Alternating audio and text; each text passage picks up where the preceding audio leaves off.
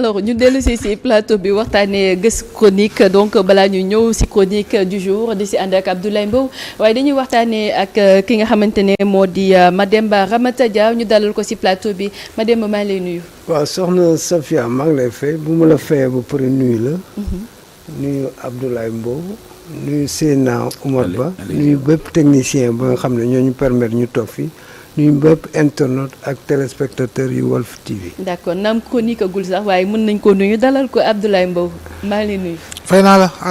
soxna Safietou maa ngi lay nuyu baax nuyu sama sëriñ Seydina Omar. nuyu baax Mademba nuyu baax mboolemu téléspectateur Walf TV yëpp ak internautes yi ñuy suivre ci plateforme yi yëpp. Juma Mubarak. Juma Mubarak xanaa tey moom duñ xuloo. Juma Mubarak xam naa nag ku nekk ci njeexitalu Chaban.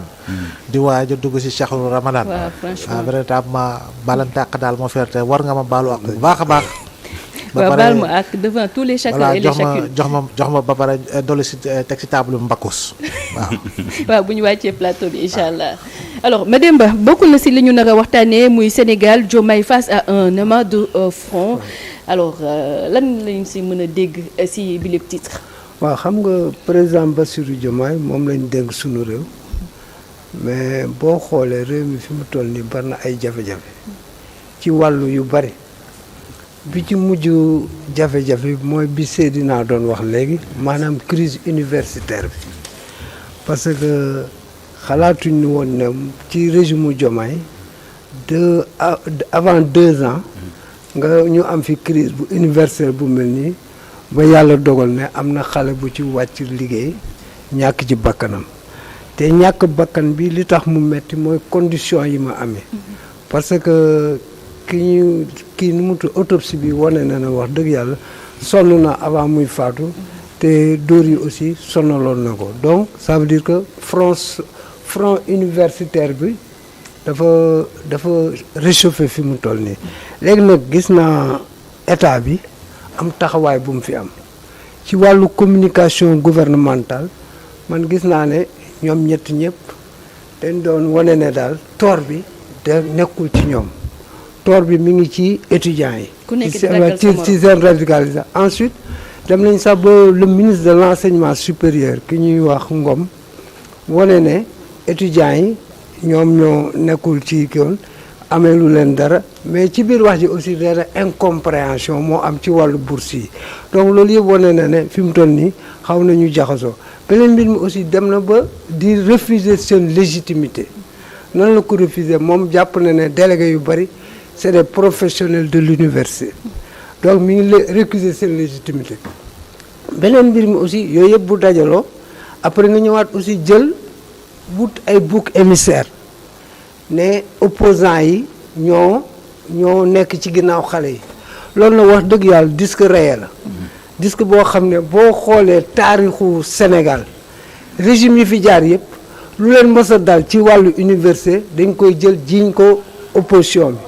ku mel ni Léopold Sédar Senghor noonu la doon def di pourchasser opposition même grève bu 68 bi sax boo doon wut ay bouc émissaire ba finalement c'était une manifestation très féroce boo xam ne bii gars yi dóor nañu chargé université bi ba mu am un mort du nom de. Abdoulaye Ba. ah. Abdoulaye Ba. non waxuma bii de temps Senghor la en 68 ñu jàpp leen yóbbu leen armée tout ça mais terewul malgré radicalité bi Senghor amoon finalement dafa ñëwaat à de meilleurs sentiments à l'époque c'était Amadou Mahtar Mbow le ministre de l'éducation nationale moo doon gérer l'enseignement supérieur. léegi ki gaañu woon kan la nu mu tuddoon. Soham xawma tur bi laa fàtte wax Soham Salomon Khouri waaw kooku moo tur bi laa fàtte ko donc pour vous dire que ci dafay doon l'histoire se répète et se répète tristement boo ñëwee aussi interroger toujours histoire di nga gis ne Abdoulaye Wade a eu aussi son mort en la personne de Balla Gaye nous étions en 2001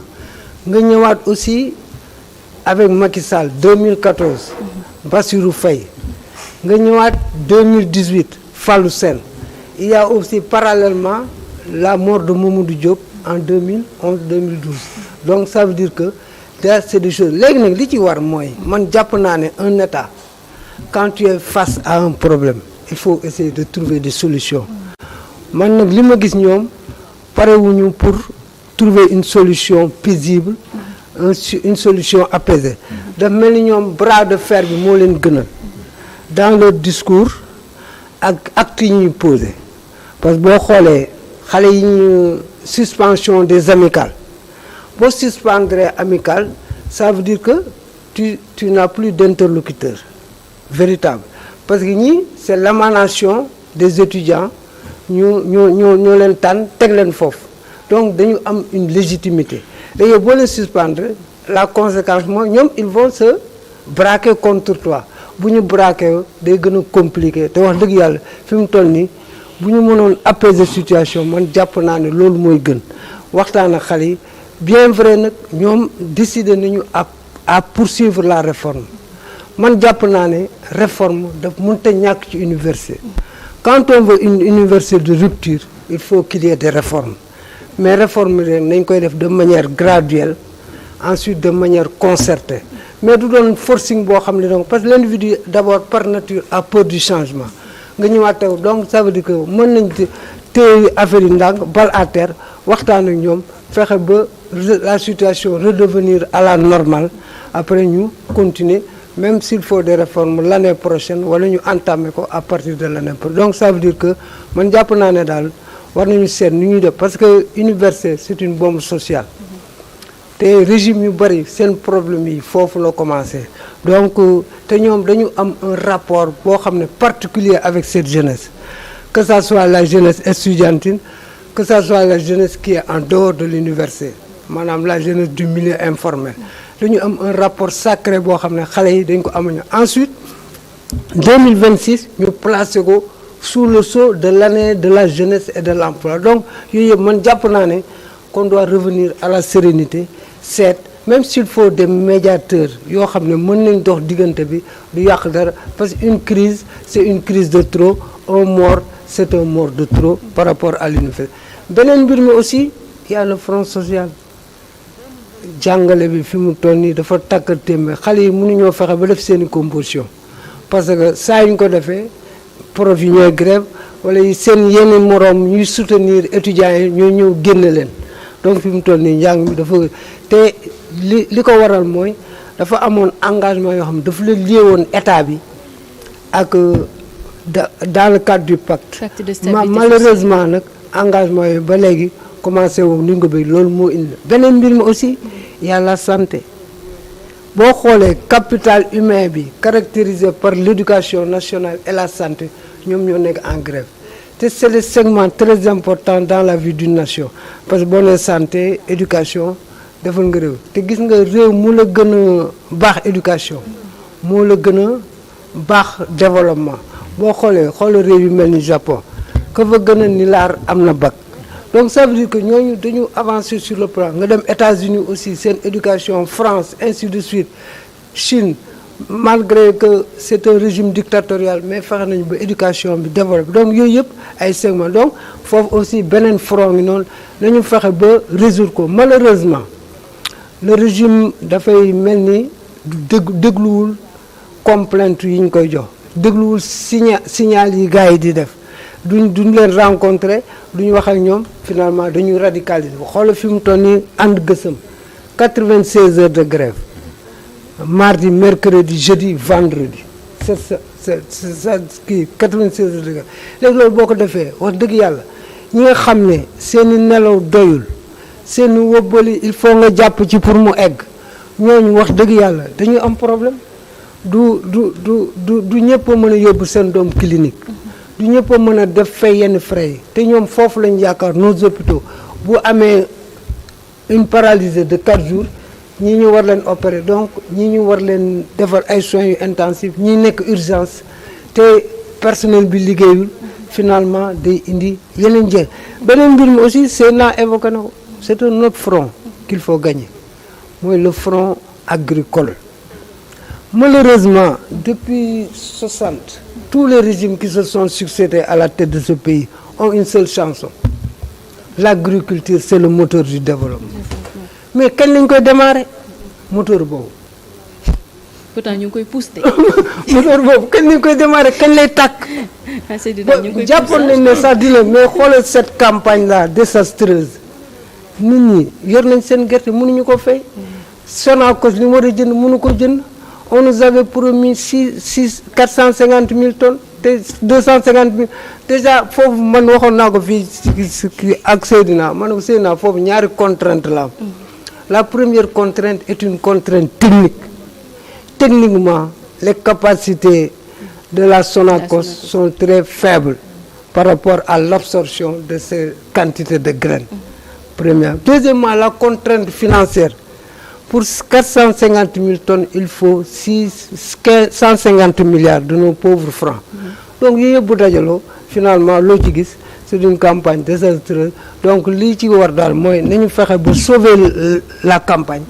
Léegi nag déwén bu ñu fi yàlla bàyyi ak jàmm ñu teel ci jóg parce que bu ñu ko war bu ñu ci li ñu ci teeloon jóg moo indi conséquences yi parce que on a une année agricole sans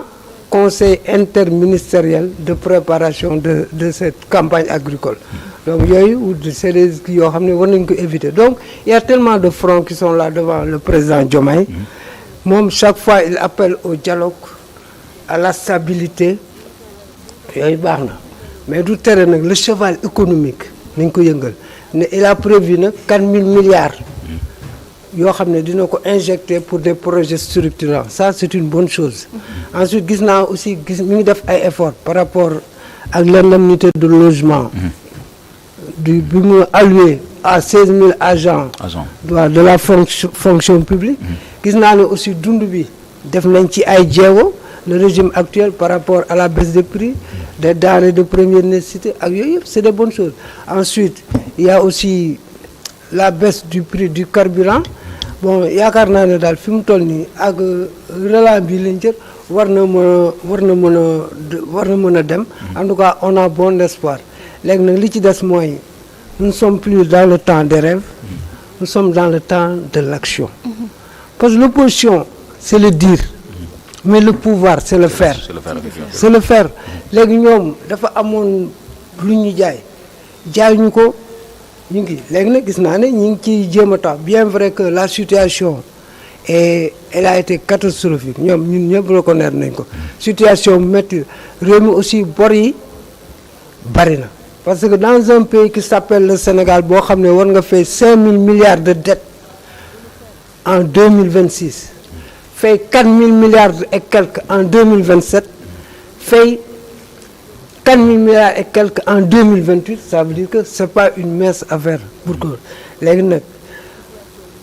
gouverner c'est anticiper. Gouverner c'est essayer de gérer les préoccupations des Sénégalais dans leur immense majorité waxuñu nga def lépp kon loolu yàlla rek moo ko mën mais nga fexe ba li ngay def ñu gis ci sa bopp donc ça veut dire que les fronts sont là mais man jàpp naa ne ñu ngi ciy teg ay jéego te jéego yooyu aussi mën na am jeexital ci sunu dundin te je crois que le régime actuel en a la claire conscience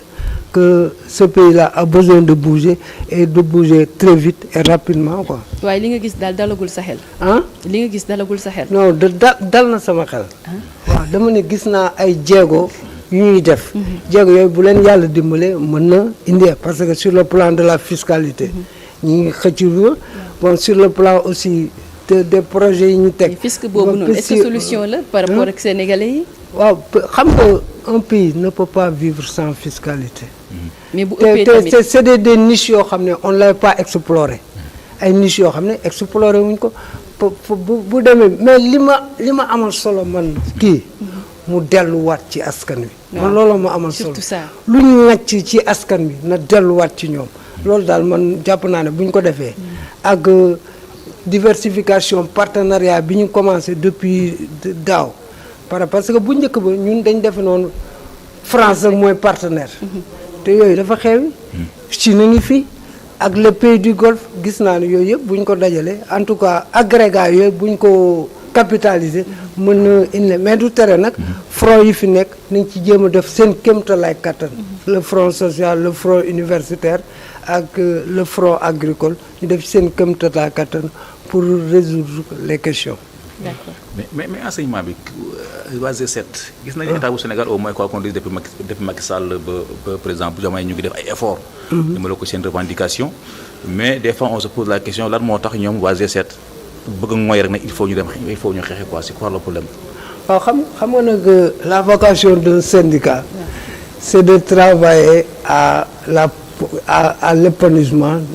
moral et professionnel ak matériel de ses membres. léegi nag xam nga suñu problème réew xam nga lan mooy problème bi généralement mooy on prend des engagements qu'on ne respecte pas. léegi boo jëlee ay engagement ne leen à telle période naa def nangam malheureusement période boobu day def doo ko mën def te bu doon da ngay ñëw sax waxtaan ak ñoom. mais gars yi dañ lay bàyyi ci biir rek quoi léegi yow nga yëglu parce que quelqu'un qui xam nga kuy dem grève da ngay def préavis. maanaam da nga yëglu ne dans un mois dinaa def grève dans un mois boobu au lieu ñu jéem la rencontrer mais dañ lay bàyyi dañ lay zapper. léegi nag yow mois boobu après bu jotaat nag yow il faut aussi nga jéem a dëggal sa bopp.